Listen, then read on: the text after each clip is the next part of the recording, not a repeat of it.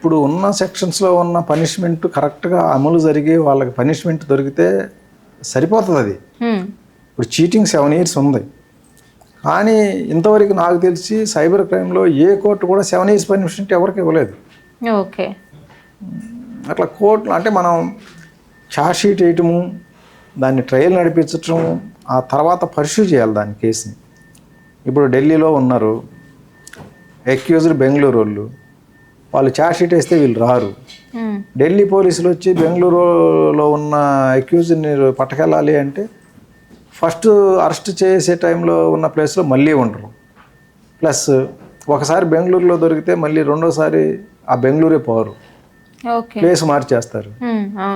ఇట్లా కొత్త ప్లేసులు ఎతికి పట్టుకోవడము, వాళ్ళని కంటిన్యూస్గా పర్స్యూ చేసి వాళ్ళని పట్టుకొచ్చి కోర్టు ముందు ప్రొడ్యూస్ చేసి ట్రయల్ నడిపించి పనిష్మెంట్లు ఇప్పించి, ఈ ప్రాసెసే చాలా రిస్కీ ప్రాసెస్ అన్నమాట పోలీస్కి.